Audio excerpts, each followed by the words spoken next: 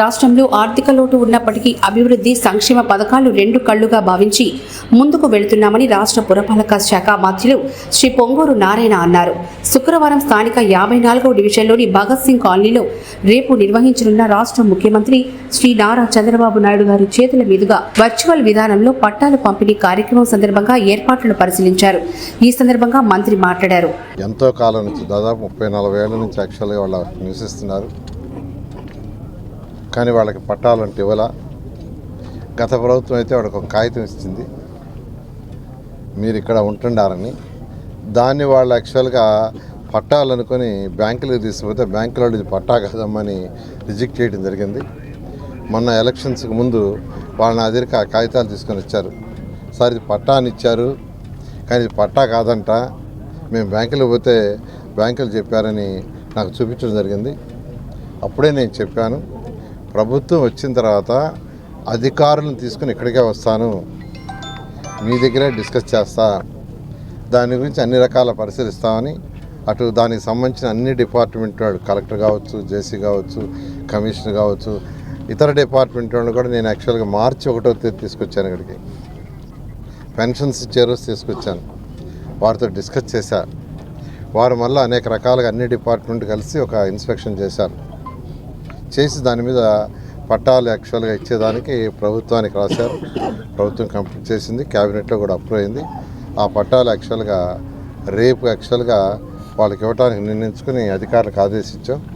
Collector గారు వాటిని scrutinise చేశారు. ఒక 650 వరకు యాక్చువల్గా రెడీ చేశారు ఫస్ట్ ఫేజ్లో. అంటే వాళ్ళు యాక్చువల్గా పట్టాలు రాయాలి, రెడీ చేయాలి. లేట్ అయిపోతుంది కాబట్టి ఫస్ట్ 650 ఇచ్చేస్తాం, తర్వాత మిగతా ఇస్తామని చెప్పాను.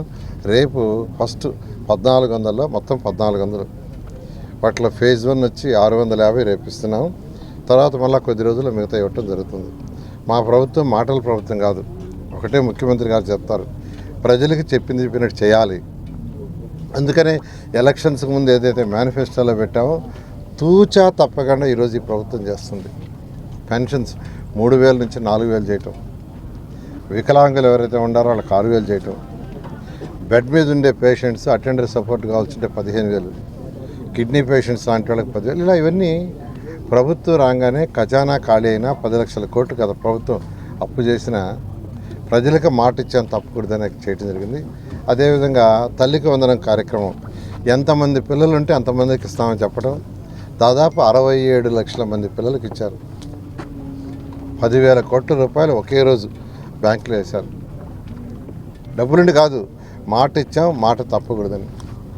అదేవిధంగా ఉచిత బస్సు ప్రయాణం రేపు 15వ తేదీ నుంచి, ఆగస్టు 15 నుంచి మహిళలకి ఎలక్షన్స్కి ముందు ఏదైతే చెప్పారో ఉచిత బస్సు ప్రయాణం, 3 ఉచిత సిలిండర్లు, గ్యాస్ సిలిండర్లు ఫ్రీగా ఇస్తామని మాట తప్పకుండా చేశాం. అదేవిధంగా డిఎస్సి కండక్ట్ చేశారు యాక్చువల్గా, దాన్ని కూడా తొందరలో అపాయింట్ చేస్తారు. ఇట్లా ఈ ప్రభుత్వం ఖజానా ఖాళీ అయ్యి 10 లక్షల కోట్ల అప్పున్నా, ఎన్నో ఆర్థిక ఇబ్బందులున్నా, సంక్షేమాన్ని ఒక పక్క, డెవలప్మెంట్ మరొక పక్క చేస్తూ ఈ రెండింటిని 2 కళ్ళుగా భావిస్తూ ఈరోజు ముందుకు తీసుకుపోతుంది. ఈ నేపథ్యంలో గతంలో టిట్కో హౌసెస్ 2014-19లో ఆ రోజు ముఖ్యమంత్రి గారి యొక్క ఆదేశం ప్రకారం ఆయన ఒకటే ఆదేశించారు, ప్రతి మహిళ తన భర్తతో పిల్లలతో ఆనందంగా ఉండేది కట్టమని. దాని ప్రకారం టిట్కో హౌస్ డిసైడ్ చేసి 7 లక్షలు శాంక్షన్ చేసాం. దాదాపు 5 లక్షలు టెండర్లు పిలిచి గ్రౌండ్ చేస్తే గత ప్రభుత్వం 2,61,000 కుదిర్చి అవి కూడా పూర్తి చేయాల, అవి కూడా అసంపూర్ణంగా. ఇప్పుడే ఒక అతను వచ్చాడు, సార్ నేను ₹1,00,000 కట్టాను, నాకు ఇల్లు కట్టకుండానే నా మీద లోన్ రైజ్ చేశారు, ఇల్లు కట్టకుండా నా మీద లోన్ చేసి నా యొక్క అకౌంట్స్ ఎన్పీ అవుతున్నాయి. మొన్న అటువంటి అకౌంట్స్ ఉంటే బ్యాంక్ వాళ్ళందరూ చెప్తే ఇల్లు కట్టకుండా ఎవరి మీద అయితే ఎక్స్ట్రా లోన్ రైజ్ చేశారో వాళ్ళు ఇబ్బంది పడకుండా ఉండటానికి ప్రభుత్వం 140 కోట్లు కట్టింది బ్యాంకులకి. 140 కోట్లు. గత ప్రభుత్వము ఇల్లు కట్టకుండా వాళ్ళ మీద బ్యాంక్ లోన్ రైజ్ కట్టేసినట్టుగా వాళ్ళకి ఎన్పీ అయిపోతుంటే 140 కోట్లు ముఖ్యమంత్రి గారు మీరు కట్టేయండి, పార్టీల మీద ఏదైనా ఉండొచ్చు కానీ ప్రజలు ఇబ్బంది పడకూడదని ఈ విధంగా ఈరోజు సుపరిపాలన, అంటే ప్రజలకు ఏం చేయాలో, ప్రజల అవసరాలు, ప్రజలు ఇబ్బంది చేయటం. టిట్కో హౌసెస్ కూడా యాక్చువల్గా ఇన్కంప్లీట్ ఉన్నాయి, వాటిని కూడా యాక్చువల్గా 430, 365 ఈ రెండు కూడా డిసెంబర్ ఎండింగ్ లోపల పూర్తి చేసేట్టుగా రాష్ట్రం మొత్తం వర్క్ చేస్తున్నాం. తర్వాత 300 కూడా కంప్లీట్, అవి కూడా జరుగుతున్నాయి. అవి కూడా త్వరలో కంప్లీట్ చేసి ఎవరికి ఇవ్వాలో వాళ్ళకి ఇవ్వడం జరుగుతుంది.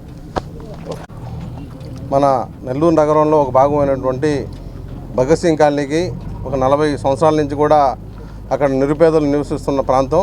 అక్కడ పట్టాలు ఇవ్వాలని చెప్పి వాళ్ళందరూ కూడా అడగడం జరుగుతూ ఉండింది.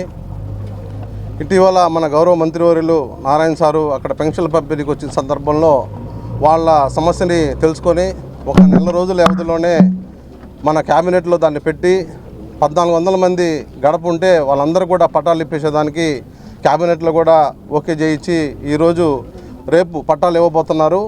మన భగత్ సింగ్ కాలనీ టిట్కో అపార్ట్మెంట్లలోనే ఉన్నటువంటి స్కూల్ దగ్గర ఆ వేదికను కూడా ఈరోజు ఏర్పాటు చేయడం జరిగింది. రేపు వర్చువల్గా జరిగే ముఖ్యమంత్రి గారి సమక్షంలో ముఖ్యమంత్రి గారి చేతుల మీదుగా ఈ పట్టాల పంపిణీ కార్యక్రమం చేయడానికి ఏర్పాట్లు పరిశీలించడానికి మన గౌరవ మంత్రివర్యులు నారాయణ సార్ ఇక్కడికి విచ్చేశారు. ఆయనకి ఈ భగత్ సింగ్ కాలనీ ప్రజల తరపున వాళ్ళకి మంత్రి గారికి రుణపడి ఉంటారు. అక్కడ ప్రాంత వాసులందరూ కూడా అది అసాధ్యం, అసలు అది జరగదు అన్న పనిని నారాయణ సారు చేసి చూపించారు. ఆయనకి మా డివిజన్ ప్రజల తరపున భగత్ సింగ్ కాలనీ వాసుల తరపున ప్రత్యేకమైనటువంటి ధన్యవాదాలు తెలియజేసుకుంటున్నాను. రేపు నెలలో మళ్ళీ ఇవ్వడానికి సన్నద్ధం చేస్తూ ఉన్నారు. ఈరోజు రేపు ఇవ్వడానికి పట్టాలు ఈరోజు సన్నాహం చూసేదానికి సంసిద్ధంగా ఈరోజు మంత్రివర్యులే స్వయంగా వచ్చి ఎక్కడ పెట్టాలి ప్రోగ్రాం కార్యక్రమం చూసుకొని రేపు కార్యక్రమం నిర్వహించాల్సిందిగా చూస్తూ ఉన్నారు. పేద ప్రజలందరూ కూడా 53-52 ప్రత్యేకంగా భగత్ సింగ్ కాలనీ ప్రజలందరూ కూడా నారాయణ సార్కి కృతజ్ఞతలు తెలుపుకుంటా ఉన్నారు.